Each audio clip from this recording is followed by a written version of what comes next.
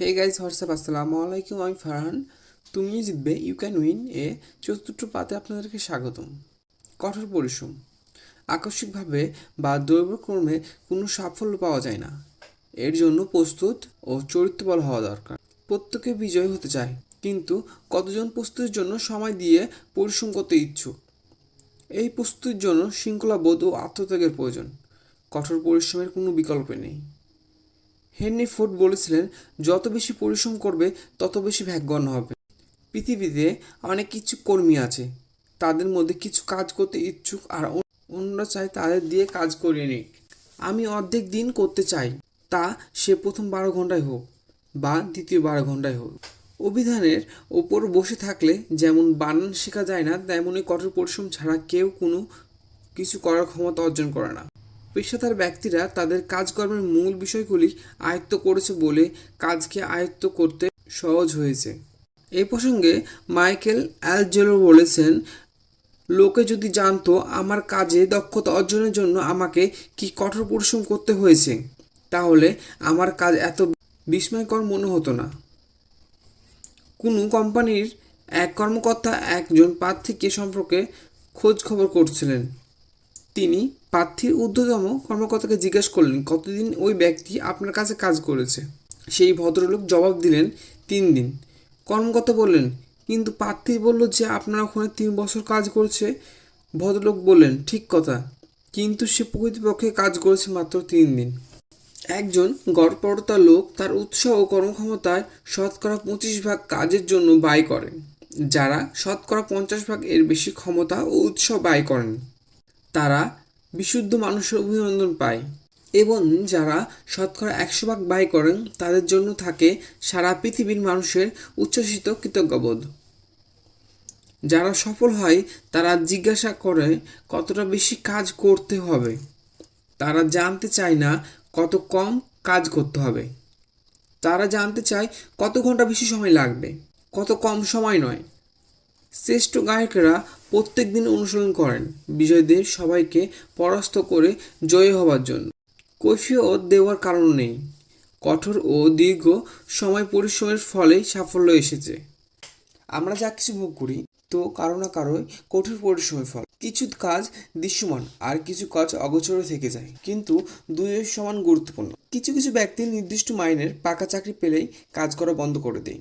বেকারের সংখ্যা যতই হোক না কেন, ভালোভাবে কাজ করে এরকম সচরাচর দেখা যায় না। অনেক মানুষের অলস সময় এই দুইয়ের মধ্যে পার্থক্য জানে না। অলস সময়ের অর্থ সময়ের অপচয়, আর অবসর সময়ের অর্থ হলো প্রাপ্য সময় যা পরিশ্রম করে উপার্জন করতে হয়। দীর্ঘসূত্র থেকে কাজ করার না করার সমান।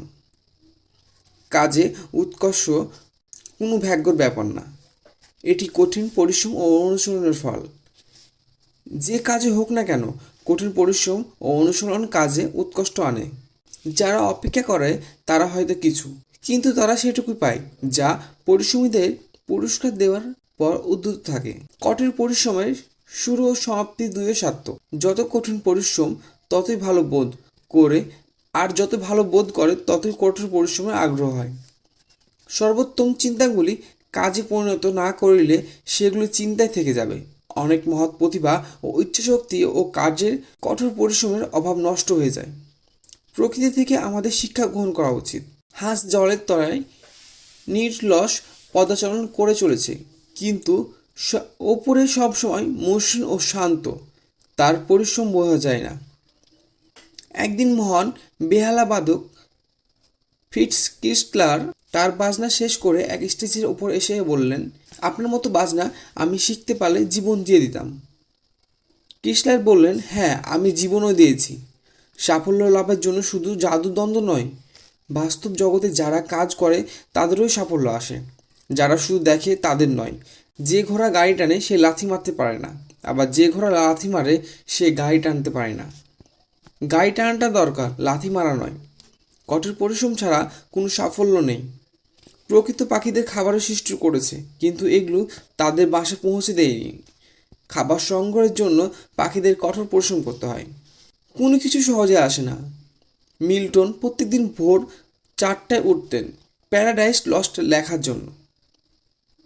ওয়েবস্টারের অভিধান সংকলন করার জন্য নোয়া ওয়েবস্টারের 36 বছর লেগেছিল। এমনকি ছোট ছোট কাজ ও কঠোর পরিশ্রমের প্রয়োজন হয় এবং ছোট ছোট কাজ থেকে অনেক ভালো।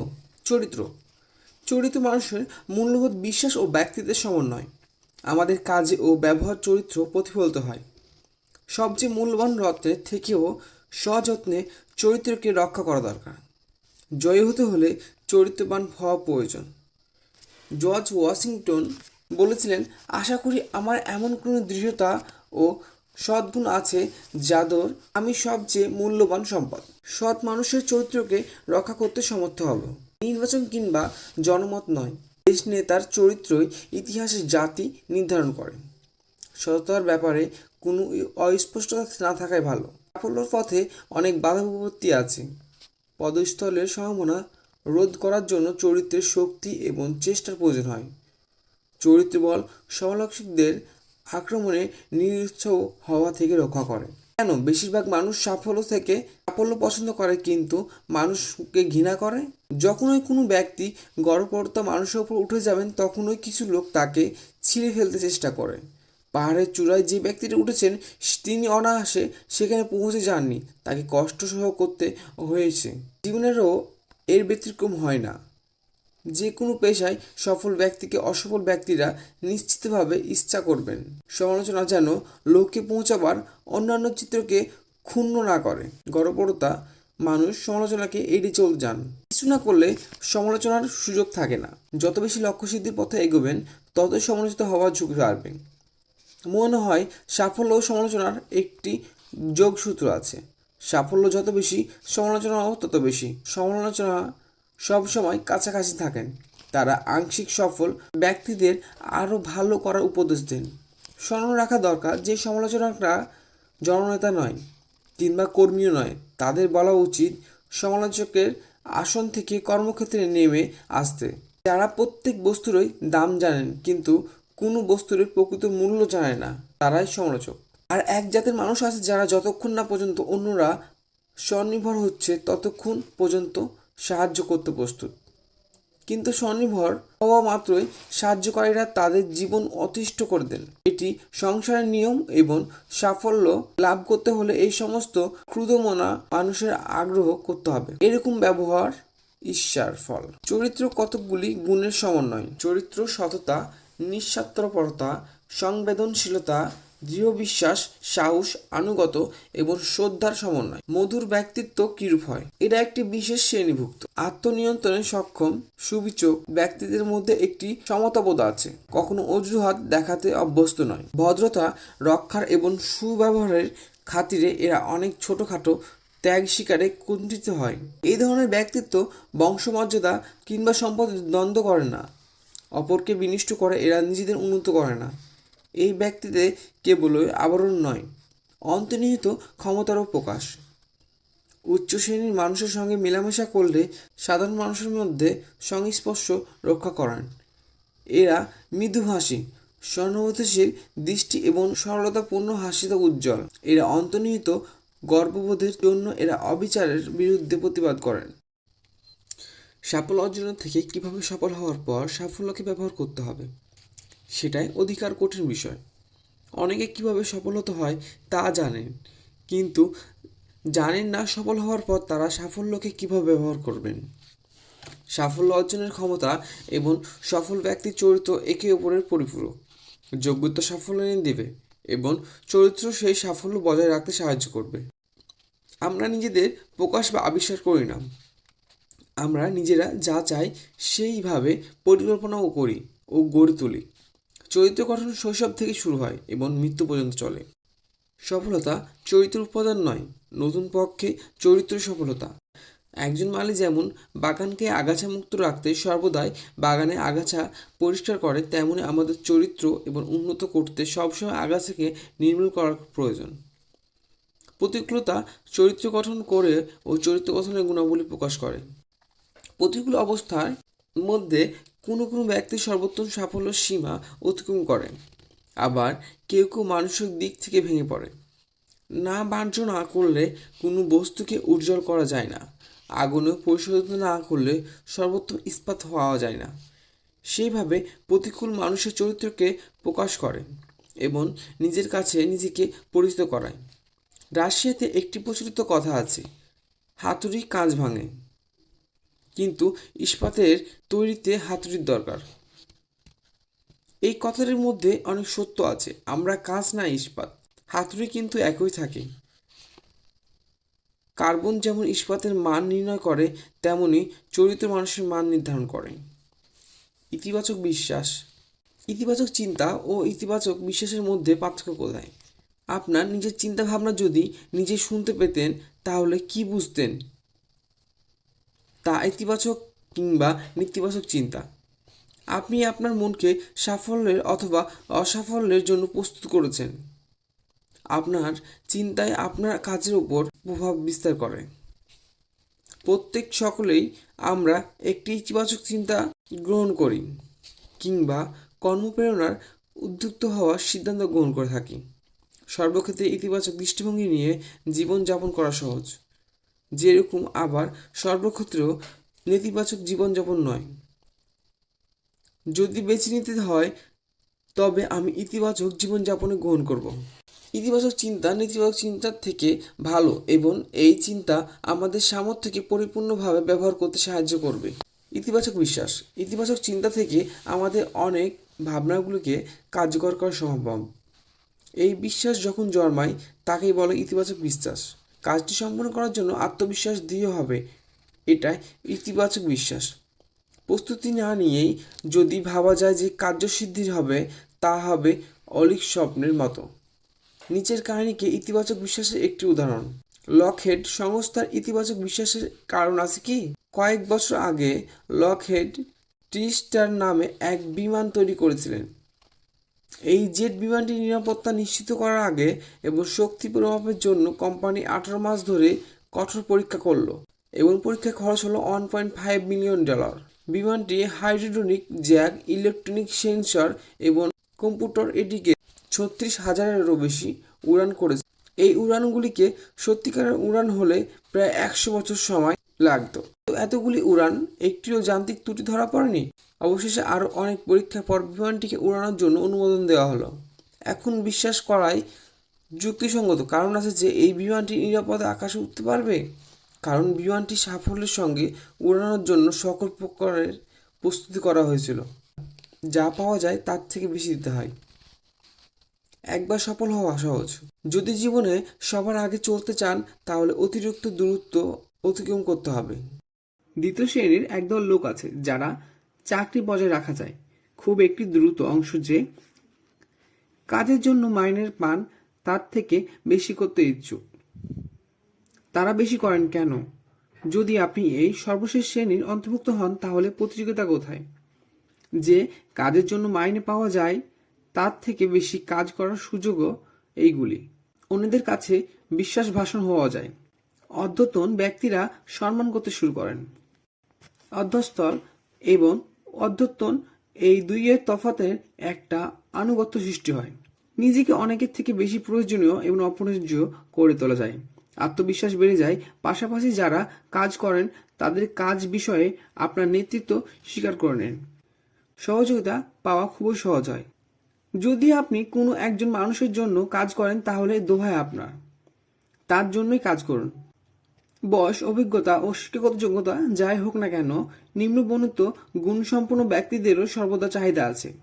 যারা কঠোর পরিশ্রমী এবং তদাকরি ছাড়াই কাজ করেন, যারা নিয়মাবলী ও বিবেচক, যারা যত্ন সহকারে শোনেন এবং সঠিকভাবে নির্দেশাবলী পালন করেন, যারা সত্য কথা বলেন, যারা সংকটের মুহূর্তে কাজ করতে ডাকলে নানা অজুহাত দেখান না, যারা কাজের থেকে ফলাফলের দিকে বেশি নজর দেন, যারা সবসময় প্রসন্ন আচরণে সুভদ্র। সবসময় চিন্তা করুন, খরিদ্দার, বন্ধু, স্ত্রী, পিতামাতা কিংবা সন্তান যেই হোক না কেন, যখন কাউকে কিছু দিতে চান তখন যেন প্রকৃত মূল্যে বেশি কিছু দিতে পারেন। যখন কিছু কাজ করেন তখন চিন্তা করুন, আমি কিভাবে যে কাজ করছি তাতে কিছু অতিরিক্ত মূল্য যোগ করতে পারি, অথবা অন্যকে আমি অতিরিক্ত কিভাবে দিতে পারি। সাফল্য সূত্রটি 4টি শব্দে সংক্ষেপে বলা যেতে পারে এবং আরও কিছু বেশি। সফল ব্যক্তিরা প্রত্যাশিত কাজ তো করেনই, তারপর আরো বেশি কিছু করেন। তারা তাদের কর্তব্য করেন এবং তারপর আরো কিছু বেশি করেন। তারা ভদ্র এবং উদার এবং তার চেয়েও বেশি কিছু। তাদের ওপর আরো বেশি নির্ভর করা যেতে পারে। তাদের শক্তি সামর্থ্যর সমস্তটাই কাজে নিয়োগ তো করেনই এবং আরো কিছু বেশি করেন। নির্ভরশীলতা, দায়িত্বশীলতা এবং চরিত্রের নমনীয়তা ছাড়া কার্যক্ষমতা বোঝা স্বরূপ হয়। কেন কোনো কোনো বুদ্ধিমান ব্যক্তি তাদের চমকপ্রদ শিক্ষাগত যোগ্যতা সত্ত্বেও বিফলতার জীবন প্রতীক হয়ে থাকেন, অথবা খুব বেশি হলে মামুলিভাবে জীবনযাত্রা নির্বাহ করেন? কারণ তারা সমস্ত বিষয়ের নর্থক দিকগুলি সম্পর্কে অনুসন্ধান করে দক্ষ হয়েছেন এবং একটি নেতিবাচক শক্তির ভাণ্ডার তৈরি করেছেন। তারা যে কাজের জন্য পারিশ্রমিক পান সে কাজটা করতে চান না, অথবা যতটুকু কাজ না করলে হয় ততটুকুই করেন। আশ্চর্য হওয়ার কিছু নেই যে তারা বিফলতার জীবন্ত প্রতীক হয়ে উঠবেন। যখন আমরা যে কাজের জন্য পারিশ্রমিক পাই তার থেকে বেশি কাজ করি তখন আমাদের কোনো প্রতিদ্বন্দ্বী থাকে না। প্রকৃতপক্ষে তখন আমাদের প্রতিযোগিতা নিজেদের সঙ্গে। মেধা কিংবা বিশ্ববিদ্যালয়ের ডিগ্রির থেকেও এই দৃষ্টিভঙ্গি বেশি গুরুত্বপূর্ণ। অধ্যবসায়ের বিকল্প নেই। যাদের সহজাত দক্ষতা আছে তাদেরই অধ্যবসায়ের প্রয়োজন। প্রকৃতপক্ষে সহজাত দক্ষতা ছিল অথচ সফল হতে পারেননি এমন লোকের সংখ্যা কম নয়। প্রতিভাবানদের ও অধ্যবসায়ের প্রয়োজন। কথায় আছে সাফল্যহীন প্রতিভা, অর্থাৎ প্রতিভা থাকলে সফল হওয়া যায় না। শিক্ষা ও অধ্যবসায়ের বিকল্প নয়। শিক্ষিত অথচ অসফল মানুষের পৃথিবীতে ভর্তি। অধ্যবসায়ের দৃঢ় প্রতিজ্ঞা মানুষেরই সর্বশক্তিমান। আপনার ক্ষমতা সর্বোত্তম রূপে প্রকাশ করা সহজ। পথে অনেক বাধা বিপত্তি। বিজয়ীরা বাধা বিপত্তির অতিক্রম করে আরো কঠোর প্রতিজ্ঞা নিয়ে কর্মক্ষেত্রে প্রত্যাবর্তনের ক্ষমতা রাখেন, পলায়ন নয়। যখন কোনো কিছুই ঠিক মতো হয় না এবং কোনো নশাও কোনো সময়ও এরকম হবেই। যখন সামনের চলার পথ কেবল খাড়ায় চড়ায়, যখন সম্বলহীন কিন্তু ঋণের বোঝা ভারী, যখন হাসতে গেলেও দীর্ঘশ্বাস বেরিয়ে আসে, যখন দুশ্চিন্তার ভার চেপে বসেছে মনে, তখন যদি একান্ত ইচ্ছা হয় তবে বিশ্রাম নাও, কিন্তু রণক্ষেত্র ছেড়ে পালিয়ে যেও না।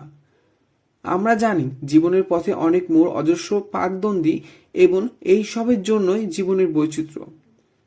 অনেক সময় পরাজয় এনেছে হতাশা। যদি থাকতো অধ্যবসায় তবে অনেকগুলি হয়তো সাফল্য রূপান্তরিত হতো। তাই ক্লান্ত যদি চলার পথে মন্তর করে দেই তবু হার মেনে যেও না, আর একবার প্রাণপণ চেষ্টা করে দেখো। এবার হয়তো জিতে যাবে। বিফলতার অন্য পিঠেই সাফল্য। সন্দেহের কালো মেঘ যখন আশার রূপালী মেঘকে আড়াল করে দেবে তখন জানতেও পারবে না সাফল্য কতটা নিকটে। যখন দূরে মনে হবে তখন হয়তো সত্যিই খুব কাছে।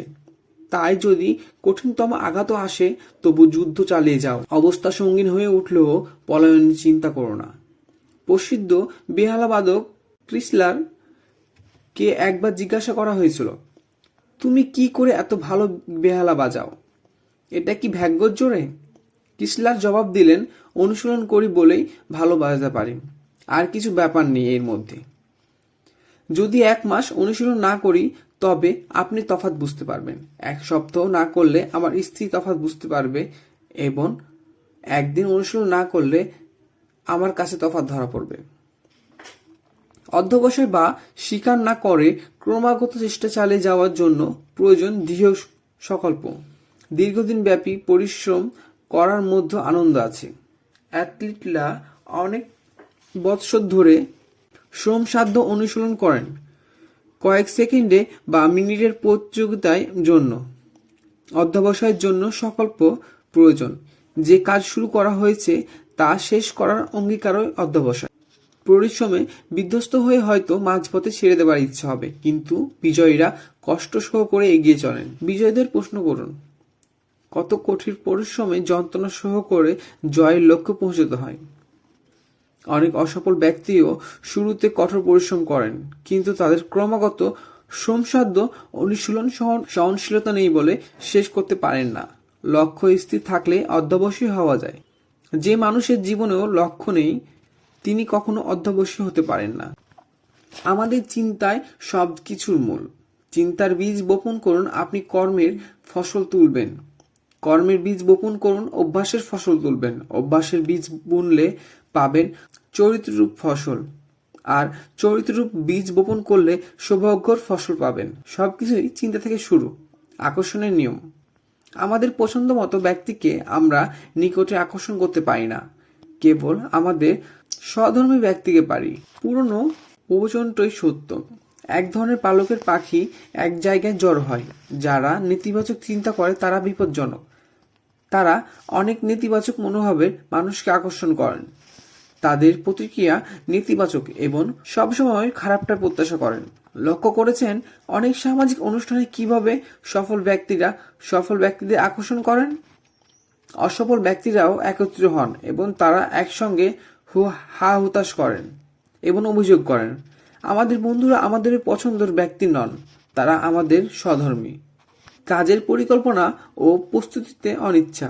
প্রত্যেক মানুষের জয় হওয়ার ইচ্ছা আছে, কিন্তু খুব কম লোকের জয়ের জন্য প্রস্তুতি নেওয়ার ইচ্ছা আছে। অনেকে একটি পার্টি দেওয়ার জন্য কিংবা ছুটি কাটাবার জন্য পরিকল্পনা করেন, তাদের জীবন সম্পর্কে তা করেন না। প্রস্তুতি আত্মবিশ্বাস তৈরি করে। প্রস্তুতির অর্থ পরিকল্পনা ও অনুসরণ। বিজয়ীরা নিজেদের চাপের মধ্যে রাখেন। যে চাপ জয়ের জন্য দুশ্চিন্তা নয়, সে চাপ প্রস্তুতির। যদি অনুশীলন খারাপ হয়, খেলাও খারাপ হবে, কারণ আমরা যেরূপ অনুশীলন করি সেরূপই খেলি। সাফল্য ও ব্যর্থতার মধ্যে তফাৎটি হলো, সফল ব্যক্তিরা সঠিক কাজটি করেন আর বিফল ব্যক্তিরা করেন প্রায় ঠিক সঠিক কাজ। পূর্ণ মানসিক ও শারীরিক প্রস্তুতির জন্য প্রয়োজন আত্মশৃঙ্খলা ও ত্যাগ। গর্বরতা হওয়া সহজ, কিন্তু সর্বোত্তম হওয়া কঠিন। তাই পরপরতা লোকেরা সহজ রাস্তা বেছে নেয়। প্রস্তুতির জীবনেও যে কোনো ক্ষেত্রেও সাফল্য লাভের অনেকটা এগিয়ে দেয়। উদ্দেশ্য প্লাস আদর্শ প্লাস পরিকল্পনা, অনুশীলন, অধ্যবসায়, ধৈর্য, আত্মগৌরব, প্রস্তুতি। আত্মগৌরব ইকুয়াল টু প্রস্তুতি। প্রস্তুতির আত্মবিশ্বাস বাড়ায়। প্রস্তুতির অর্থ ব্যর্থতাকে সহ্য করা, কিন্তু কখনো মেনে নেওয়া নয়। এর অর্থ পরাজিতে মানসিকতাকে ত্যাগ করে পরাজয়ের মুখোমুখি হওয়ার সাহস। একবার ব্যর্থ মনোরথ হয়েও নিরুৎসাহ না হওয়া। প্রস্তুতির অর্থ ভুলগুলি থেকে শিক্ষা গ্রহণ। আমরা সকলেই ভুল করি। ভুল করা কোনো অন্যায় নয়। একজন নির্বোধ হয়ে একদমে ভুল দুবার করে। ভুল করে সে সংশোধন করে, সে আরো বড় ভুল করে। ভুল হলেও ভুলের মোকাবেলা করার শ্রেষ্ঠ উপায় দূরত্ব, ভুল স্বীকার করা, ভুলের জন্য অনুতাপ না করা, ভুল থেকে শিক্ষা গ্রহণ করা, ভুলের পুনরাবৃত্তি না করা, ভুলের জন্য কাউকে দোষ না দেওয়া বা কোনো অজুহাত সৃষ্টি না করা। প্রস্তুতি না থাকলে মনের চাপ বাড়ায়। বস্তুতপক্ষে প্রস্তুতি, অনুশীলন ও কঠোর পরিশ্রমের কোনো বিকল্প নেই। আকাঙ্ক্ষা ও অল্প চিন্তাতে কোনো কাজ হবে না। প্রস্তুতির ফলে কেবল প্রতিযোগিতায় প্রাধান্য পাওয়া যায়। প্রস্তুতি না থাকলে মানসিক চাপে বিপর্যস্ত হতে হয়। জল যেমন নিচের দিকে গড়িয়ে চলে, তেমনি সাফল্য উপযুক্ত প্রস্তুতি নিয়েছে তাদের দিকে ধাবিত হয়। যাদের চেষ্টা দুর্বল, তাদের ফলাফলও ভালো হয় না। অধ্যবসায় প্রকৃতপক্ষে নিচের এই গুণাবলীর সমাহার: একটি উদ্দেশ্য, একটি পরিকল্পনা, প্রস্তুতি, মূল্য, ধৈর্য, অনুশীলন, আদর্শ, আত্মগরিমা, ইতিবাচক মনোভাব। নিজেকে প্রশ্ন করুন, একটি সুনির্দিষ্ট লক্ষ্য কি আছে? কাজের পরিকল্পনা আছে? প্রস্তুতির জন্য কিরূপ পরিশ্রম করা হচ্ছে? কি মূল্য দিতে রাজি আছেন? আপনি সাফল্য অর্জনের জন্য কতটুকু যেতে প্রস্তুত? আশা ফলবতী হওয়ার জন্য যে সময়ের প্রয়োজন, সে সময় অপেক্ষা করার ধৈর্য আপনার আছে? উৎকৃষ্ট লাভের জন্য অনুশীলনে কি আপনি ইচ্ছুক আছেন? আপনি কি আপনার আদর্শে দৃঢ় থাকতে পারবেন? আপনার কাজের জন্য আপনি কি গর্ববোধ করেন? কাজটি আমি করতে পারি, এই ধরনের মনোভাব কি আপনার আছে? যুক্তিগ্রাহ্য করে তোলা। বিজয়ীরা ফলাফলের কার্যকারণ বিশ্লেষণ করেন, কিন্তু সেগুলোকে যুক্তি হিসাবে গ্রহণ করেন না। অসফল ব্যক্তিরা তাই করে থাকেন। তারা সব সময় কেন সফল হতে পারেননি সেই সম্পর্কে অজুহাতের তালিকা তৈরি করে রাখেন। আমরা অনেক রকমের অজুহাত শুনি, যেমন আমার ভাগ্য খারাপ, আমার বয়স কম, আমার বয়স বেড়ে গেছে, আমি খুব চটপটে নই, আমি দেখতে ভালো নই, আমি যথেষ্ট টাকা নেই, অর্থনৈতিক অবস্থা খুবই খারাপ। যদি পারিবারিক দায়িত্ব না থাকতো। আমার অনেকেই প্রতিবন্ধকতা আছে, আমি যথেষ্ট শিক্ষিত নই, আমার ভালো যোগাযোগ নেই, আমার অনেক সময় নেই। যদি আমি সুযোগ পেতাম, যদি আমার ভালো বিয়ে হতো, এই তালিকা বেড়ে চলবে। ভারতে কিভাবে বানর ধরে? বানর একটি গোল ছিদ্রযুক্ত বাক্স তৈরি করে। ওই গোল জায়গাটিতে দিয়ে বানরের একটা হাত অনায়াসে ঢুকে যায়। ভিতরে কিছু বাদাম রেখে দেয়। বানর বাদামগুলো নিয়ে হাত বন্ধ করলে তাহলে মুঠতায় হয়ে বড় হয়ে যায়। যে ফাঁক দিয়ে হাত ঢুকিয়েছিল সেই ফাঁক দিয়ে বার করতে পারে না। বানর অবশ্য বাদামগুলো ফেলে দিয়ে হাত বের করে নিতে পারে, কিংবা বাদামগুলি রেখে ধরা পড়তে পারে। আন্দাজ করুন বানর কি করে? প্রায় সবসময়ই বাদামগুলি ধরে রাখে, ফলে মানুষের হাতে ধরা পড়ে। অনেক সময় বানরের সঙ্গে মানুষের তফাৎ থাকে না। আমরা ওই কয়েকটা বাদাম ছাড়তে চাই না বলে জীবনের পথে এগিয়ে যেতে পারি না। এই অক্ষমতাকে যুক্তিসহ করে তুলতে চেষ্টা করি। আমি কাজটা করতে পারছি না, কারণ যুক্তি হচ্ছে ওই বাদামে আঁকড়ে আছি বলে আমাদের সামনে এগিয়ে যাওয়া ব্যাহত হচ্ছে। সফল ব্যক্তিরা সবকিছু যুক্তিগ্রাহ্য করে তুলতে চান না। দুটি জিনিস মানুষের সাফল্য নির্ধারণ করে, একটি হলো যুক্তি, দ্বিতীয়টি হলো কাজের ফলাফল। যুক্তি গণনা করা যায় না, এই ফলাফল গণনা করা যায়। ব্যর্থ হওয়ার জন্য উপদেশ মেনে চলা যথেষ্ট। চিন্তা করবেন না, প্রশ্ন করবেন না, কিছু শুনবেন না, শুধু যা করছেন তার যুক্তিগ্রাহ্য ব্যাখ্যা দিন। অতীতের ভুল থেকে শিক্ষা নেওয়া। যারা ইতিহাস থেকে শিক্ষা নেয় না তাদের ভবিষ্যৎ অন্ধকার। যদি সঠিক দৃষ্টিভঙ্গি নিয়ে বিচার করি তাহলে ব্যর্থতা আমাদের শিক্ষকের কাজ করে। ব্যর্থতা একটু ঘুরপাক পথ, পথের শেষ নয়। এর ফলে সাফল্য বিলম্ব ঘটে, কিন্তু পরাজয় ঘটে না। আমাদের ভুলগুলি আমাদের অভিজ্ঞতাকে সমৃদ্ধ করে। কেউ যতদিন বাঁচেন ততদিনও শিখে থাকেন, কেউ আবার শুধুই বাঁচেন। জ্ঞানী ব্যক্তিরা নিজের ভুল থেকে শিক্ষা গ্রহণ করেন, বিজ্ঞতর ব্যক্তিরা অপরের ভুল থেকে শিক্ষা নেন। জীবন এত দীর্ঘ নয় যে কেবলমাত্র নিজের ভুল থেকে শিক্ষা গ্রহণ করলে চলে, অপরের ভুল থেকেও শিক্ষা নিতে হয়। সুযোগ চিনে নেওয়ার ক্ষমতা। সুযোগ চিনে নেওয়ার অক্ষমতা। সুযোগ অনেক সময় বিপত্তির ছদ্মবেশে আসে, ফলে অনেকে বুঝতে পারেন না। মনে রাখবেন, বাধা যত বেশি সুযোগও তত বেশি। আশঙ্কা কখনো প্রকৃত, কখনো কাল্পনিক হতে পারে। এর ফলে অনেকে উদ্ভট কাজ করে বসেন। এর প্রধান হেতু আশঙ্কার কারণগুলিকে সমক্ষভাবে অনুধাবন করতে পারা। সবসময় ভয়ের মধ্যে থাকলেও এক প্রকার ভাবাবেগের জড়িয়ে পড়তে না হয়। ভয় থেকে আসা নিরাপত্তার অভাব, আত্মবিশ্বাসের অভাব এবং দীর্ঘসূত্রতা আমাদের সম্ভাবনা ও ক্ষমতাকে নষ্ট করে। আমরা সহজভাবে চিন্তা করতে পারি না এবং ভয়ের ফলে আমাদের মানুষের সঙ্গে সম্পর্ক ও স্বার্থ নষ্ট হয়। সাধারণভাবে ভয় নিম্ন প্রকারের: ব্যর্থতার ভয়, অজানার ভয়, প্রস্তুত না থাকার ভয়, ভুল সিদ্ধান্ত নেওয়ার ভয়, প্রত্যাখ্যাত হওয়ার ভয়। কতকগুলি ভয়কে ব্যাখ্যা করে যায়, অন্যগুলি মনে মনে অনুভব করা যায়। ভয়ের ফলে উদ্বেগ ও তত্ত্বচিত অলৌকিক অযৌক্তিক চিন্তা মনকে গ্রাস করে, ফলে সংকটের সমাধান ব্যাহত হয়। ভয়ের ফলে সাধারণ প্রতিক্রিয়া হলো পলায়নের মনোভাব। এই মনোভাবের ফলে হয়তো সাময়িক স্বস্তি পাওয়া যায় এবং সমস্যাজনিত দুশ্চিন্তা কম হয়, কিন্তু সমস্যার সমাধান হয় না। কাল্পনিক ভয় সমস্যাকে অনেক বড় করে তোলে, আমাদের সামনে উপস্থিত করে। এইরূপ আশঙ্কা বাড়তে বাড়তে মানসিক শান্তি ও পারিবারিক সম্পর্ক নষ্ট হয়। ব্যর্থতার আশঙ্কা ব্যর্থতার থেকেও খারাপ প্রতিক্রিয়ার সৃষ্টি করে। জীবনে ব্যর্থতার সবচেয়ে দুঃখজনক অভিজ্ঞতা নয়। যে সমস্ত মানুষ চেষ্টা করবেন না তারা প্রথম থেকেই ব্যর্থ। বাচ্চারা যখন হাঁটতে শেখে তখন তাদের মাঝে মাঝে পড়ে যায়, কিন্তু সেই পড়ে যাওয়ার অর্থ এই নয় যে তারা হাঁটতে শিখবে না। তারা উঠে দাঁড়ায় এবং চেষ্টা করে। যদি তারা নিরাশ হয়ে চেষ্টা ছেড়ে দেয় তবে তারা কোনোদিনই হাঁটাই শিখত না। ব্যর্থতার ভয়ে হাঁটা শেখার চেষ্টা না করা, হাবাঙ্গুরে হাঁটু মুড়ি চিরজীবন কাটানোর থেকে হাঁটা শেখার চেষ্টা করে নিজের পায়ের ওপর দাঁড়িয়ে মরাও ভালো। প্রতিভা ব্যবহারের ক্ষমতা। অ্যালবার্ট আইনস্টাইন বলেছিলেন, আমার মনে হয় আমার মেধার প্রায় 25% আমার জীবনে কাজে লাগাতে পেরেছি। উইলিয়াম জেমস মনে করেন, মানুষ তার সম্ভাবনার কেবলমাত্র 10-12% ব্যবহার করে। বেশিরভাগ মানুষই জীবনের সবচেয়ে দুঃখজনক বিষয় হলো যে তাদের জীবনে সম্ভাবনা অবস্থিত থাকতেই তারা মৃত্যু মুখে পতিত হন।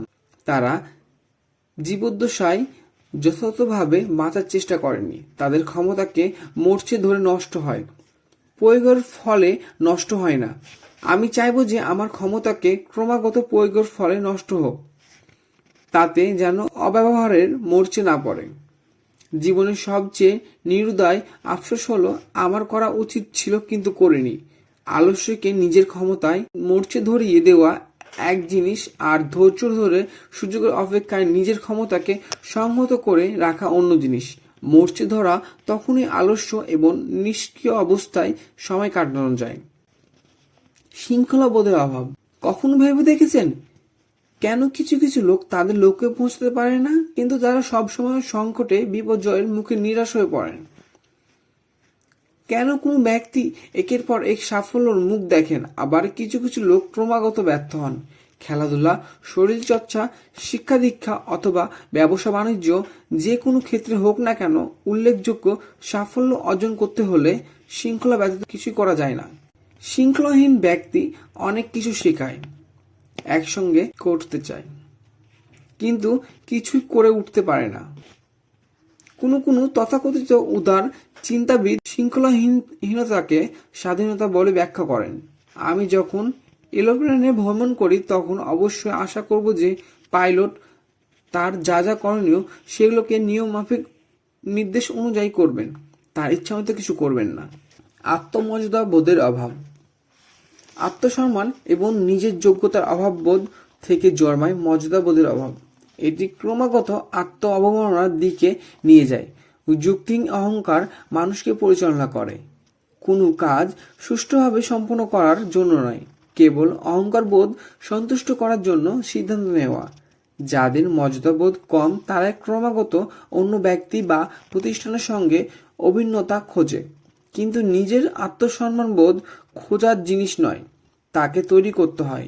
আলস্য ও কর্মবিমুক্তা নগণ্য আত্মমর্যাদাবোধের ফলশ্রুতি। যাদের আত্মমর্যাদাবোধ নেই তারাই কেবল অজুহাত দেখায়। কর্মবিমুখতা মোর্চের মতো, যা সবচেয়ে উজ্জ্বল ধাতুকে ভয় করে। জ্ঞানের অভাব। নিজের অজ্ঞতা সম্পর্কে ধারণা থাকলে জ্ঞান অর্জন সহজ হয়। একজন মানুষ যত জ্ঞান অর্জন করেন ততই বুঝতে পারেন যে কোনো বিষয়ে তার জ্ঞানের অভাব আছে। যে ব্যক্তি ভাবে যে সে সবকিছু জানে, তার অনেক জিনিসও জানতে বাকি। অজ্ঞ ব্যক্তিরা জানে না যে তারা অজ্ঞ, তারা জানে না যে সেই তথ্যটি তাদের অজানা। বস্তুতপক্ষে অজ্ঞতা নয়, বড় সমস্যা হচ্ছে জ্ঞানের মোহ। এই মোহ মানুষকে ভুল পথে পরিচালিত করতে পারে। কিছু লোক ভাবেন তারাই কেবল ভাগ্যহীন। এ ধরনের চিন্তা থেকে অদৃশ্যবাদী দৃষ্টিভঙ্গি জন্মায়। যারা সবচেয়ে দ্বিধাগ্রস্ত চিত্ত কাজ করেন তারা বলেন, আমি একবার চেষ্টা করব, আমি দেখব এতে কাজ হয় কিনা, আমার তো হারাবার কিছুই নেই, যাই হোক এটার জন্য খুব চেষ্টা করিনি। আশা করি বইটা আপনাদের অনেক বেশি ভালো লেগেছে। পঞ্চম পার্টটি শুনতে অবশ্যই চ্যানেলটি সাবস্ক্রাইব করে বেল আইকনটি প্রেস করতে ভুলবেন না।